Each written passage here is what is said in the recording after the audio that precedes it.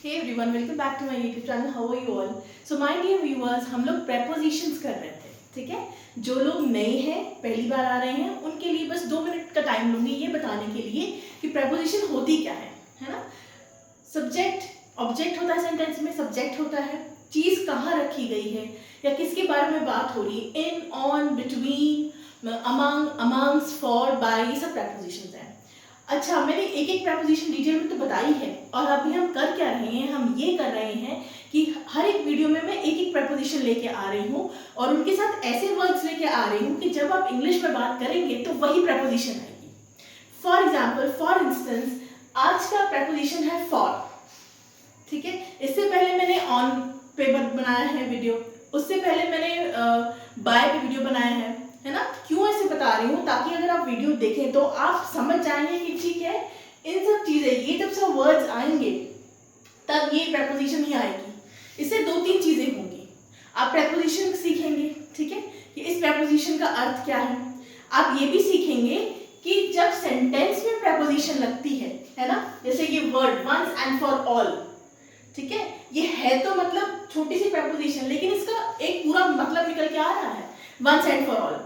इसी तरह पूरी वीडियो में 15 ऐसे मैं वर्ड्स लेके आई हूँ, या आप कह लीजिए सेंटेंसेस, इनकम्प्लीट सेंटेंसेस लेके आई हूँ, जिनका मैं आपको अर्थ बताऊंगी और उसके साथ साथ I will give you sentences, ठीक है, ताकि आपका कॉन्सेप्ट क्लियर हो जाए कि अच्छा फॉर यहाँ लगेगा. चलिए आइए शुरुआत करते हैं. The first one is once and for all. Once and for all, once and for all कब इस्तेमाल होता है? ये एक, जब आप एक तरह की धमकी होती है ना, कि जब आप किसी को धमकी देते हो तब हम इस्तेमाल करते हैं इंग्लिश में वंस एंड फॉर ऑल. सी, यहाँ पे आपको ये दिख रहा होगा कि ये फॉर को मैंने ब्लू कलर्ड से लिखा है, ब्लू मार्कर से लिखा है, ताकि आपको विजिबल हो जाए कि अच्छा ये फॉर है. Everywhere in all 15 I have written for with blue marker. For the last time, जब आप किसी को धमकी देते हैं कि अच्छा ये आखिरी बार है, इसके बाद अगर ऐसा हुआ तो अच्छा नहीं होगा. एग्जाम्पल अगर मैं दे के बताऊं कि okay, once and for all will you please stop following me. Once and for all will you please stop calling me at midnight. ये आखिरी बार है कि तुम मुझे, मेरा पीछा कर रहे हो, स्टॉप कर रहे हो. ये आखिरी बार है कि तुम मुझे रात में 12 बजे या लेट नाइट फोन कर रहे हो. फोन मत करो. उसके बाद धमकी जब आपकी आएगी ना, तब इस्तेमाल होता है once and for all. Let me write धमकी, ताकि आपको ध्यान रहे. If you want I can write the sentences also. Do you want me to write the sentences as well? बहुत खिचड़ी पक जाएगी ना. अभी समझ लेते हैं, फिर ले आऊंगी वीडियो. ना आप कहीं जा रहे हैं ना मैं कहीं जा रही हूँ, ठीक है. Moving on to number 2 which is for certain. अच्छा, अगर आप पॉडकास्ट चैनल्स देख रहे हैं, if you are watching Hollywood movies, English Hollywood movies, then आपको ये फॉर सर्टेन बहुत बहुत बहुत सी मूवीज में आता है ना. जैसे कोई बात हुई और उस बात को आप कहना चाह रहे हैं कि हाँ मैं ये काम कर लूंगा या मैं ये काम कर लूंगी, है ना, ये काम मेरे द्वारा किया जा रहेगा. तो वो पूरा सेंटेंस ना बोलने की बजाय कि I will do it certainly, don't worry, you go, carry on, I will do it, वो सीधा सिर्फ 2 शब्द बोले थे फॉर सर्टेन. अगर मैं आपको एग्जांपल दूं, देखिए मैंने अर्थ लिखा हुआ है डेफिनेटली, जरूर. अगर मैं आपको एग्जांपल दूं, for certain she will clear her IAS exams this year. ठीक है. For certain they are going to Canada. पक्की बात है कि वो विदेश जा रहे हैं, कनाडा जा रहे हैं. फॉर सर्टेन पक्की बात है कि वो अपना आईएएस एग्जाम क्लियर करेगी. ठप्पा लगा लीजिए, वो वाली बात है यहाँ पे. डेफिनेटली, ठीक है, तब यूज करेंगे फॉर सर्टेन. देखिए फॉर सर्टेन आपने पता भी लग गया आपको कौन सी प्रपोजिशन यूज हुई. मैंने आपको मतलब भी बता दिया और सेंटेंसेस भी दे दिए आपको. ठीक है. I for certain will watch Shama ma'am's videos.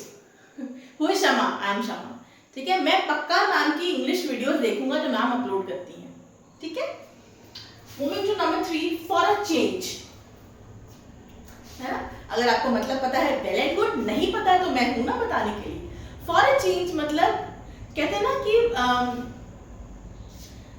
एक ही चीज करते करते थकावट हो जाती है. Monotonous is the word, monotony. देखिए एक नया शब्द बता रही हूँ आपको। जैसे सुबह उठे, है ना, जैसे मैं अगर अपना एग्जाम्पल दूं, I am a home maker, I make videos, I have 2 kids, I cook food. तो एक मोनोटोनस हो जाता है कि सुबह इतने बजे उठना है, बच्चे को तैयार करके स्कूल भेजना है ना, वही दोपहर में खाना बनाना है, वही रात में खाना बनाना है ना। तो इफ आई से I am I am fed up from my life, I am fed up of cooking food in the kitchen every day. For a change, let's go to restaurant for dinner. मैं घर में रसोई में खाना बनाते बनाते थक गई हूँ, तो प्लीज क्या करिए, for a change let's go to restaurant for dinner. रात के खाने के लिए रेस्टोरेंट चलते हैं। आप विश्वास नहीं करेंगे, ये जो मैंने स्टूडियो बना रखा है, this is also in my kitchen है ना, ये भी मैंने किचन में सेटअप कर रखा है ऐसा। हाँ, इतना प्यार है मुझे किचन से।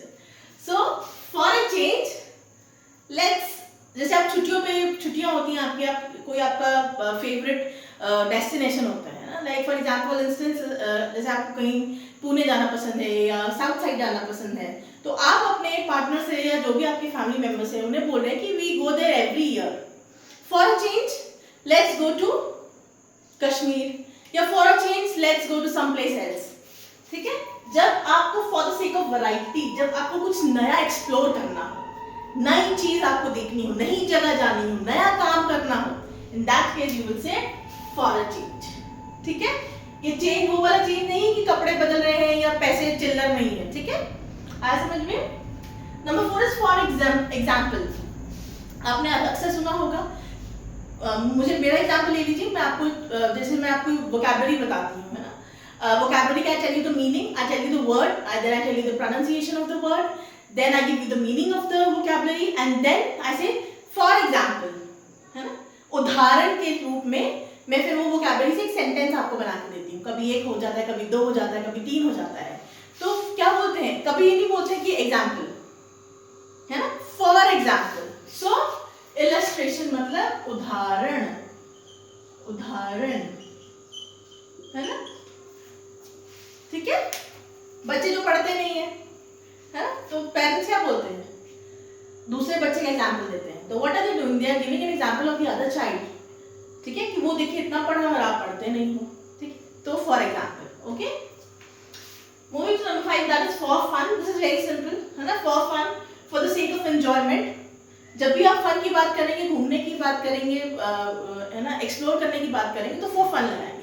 वैसे मैं एग्जाम्पल दूं कि I like to travel to different places for fun. मुझे अलग अलग जगह जाके एक्सप्लोर करना पसंद है, क्योंकि आई लाइक डूइंग दैट, मुझे मजा आता है। फन मीन्स मजा आता है, फॉर फन, है ना। There are people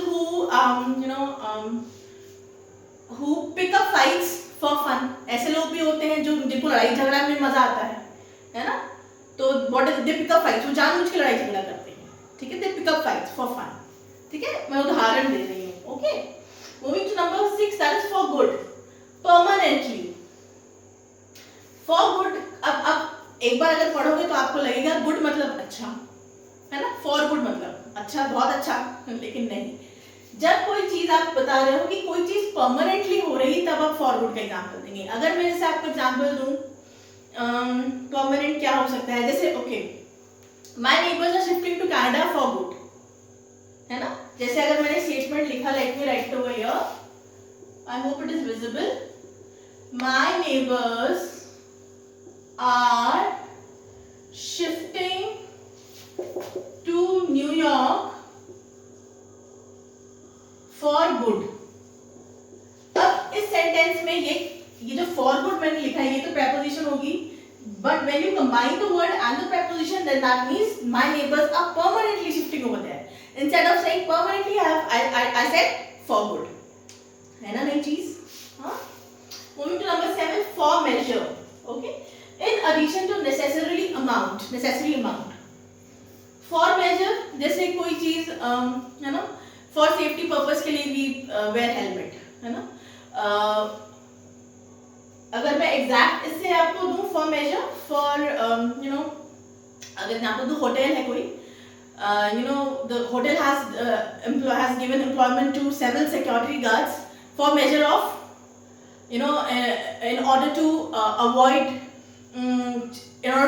avoid thieves, in order to avoid thefts that were happening in the hotel. ठीक है, जो चोरियां होटल में हो रही थी उससे बचने के लिए, खुद को बचाने के लिए, खुद का रेप्यूटेशन एंड गुडविल ना सेव करने के लिए, what did the hotel do for measure, क्या किया उन्होंने, they employed new security guards so that they can catch hold of thieves, है ना, they can reduce the theft that was happening in the hotel example में. ठीक है, then for instance again this and this are the same, but I thought I should write instance का मतलब भी क्या होता है, उदाहरण. This also means the same. Instance, illustration, example, तीनों का मतलब एक ही है. ठीक है, फॉर एग्जांपल. ठीक है, देन फॉर लिविंग, है ना, इंटरव्यू में अक्सर पूछा जाता है, या इंटरव्यू में नहीं, if you come across people for the first time and while you are introducing yourself, general introduction होता है, तो आपसे पूछा जा सकता है, you can also ask the other person what do you do for living, है ना. फॉर लिविंग का मतलब तुम्हारा काम क्या है, जिससे तुम्हारा by which you earn your bread and butter, जिससे तुम्हारा घर का खाना चलता है, रोटी चलती है. ठीक है, तो जब भी लिविंग की बात आ जाए, LIVING, लिविंग, तब हम सेंटेंस में फॉर लिविंग ही लगाते हैं. What do you do for living. ठीक है, तो मैंने लिख रखा है एज अ प्रोफेशन. ठीक है, या ही टीचर्स नहीं होगा, चलिए ले लेते हैं example. he teaches students or he teaches children of slum areas. That is his hobby. But for living he works in an MNC. कोई इंसान है, उसका हॉबी है, वो गुड वर्क करता है. ठीक है, क्या करता है, जो झुग्गी झोपड़ी में बच्चे रहते हैं उनको पढ़ाता है, बट उससे घर का खर्चा तो नहीं चलेगा, है ना. तो how does he earn his bread and butter, he works in an MNC. ठीक है, वो उसका क्या है, लिविंग है. Okay, next is for now, temporary. मान लीजिए आपकी घड़ी खराब हो गई है ना, और and you want to buy new one, है ना, तो आपके पास समय नहीं है, या अगर आप छोटे बच्चे हैं, अगर आप छोटे बच्चे इन द सेंस आप नहीं जा सकते हैं, यू वांट योर है ना फादर और मदर या आपका कोई भी गार्जियन आपके साथ जाके घड़ी खरीदे और उनके पास समय नहीं है, तो वो अगर आपको कहें कि अभी के लिए for now I will mend your watch. ठीक है, अभी के लिए मैं तुम्हारी घड़ी ठीक कर देता हूँ या ठीक करवा देता हूँ, बाद में हम लोग नई जाके खरीद लेंगे, तब उस केस में बोला जाता है फॉर नाउ.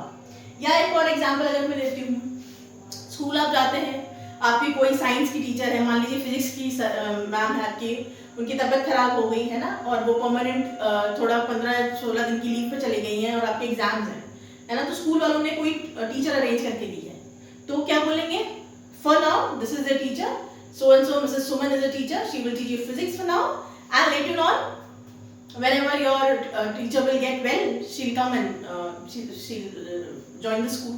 ठीक है, अभी के लिए, for now, अभी के लिए. ठीक है, temporarily. All right, run for office. This is also very interesting. Run for office का मतलब ये हो रहा है कि ऑफिस जाना है, देर हो रही है और भाग रहे हैं.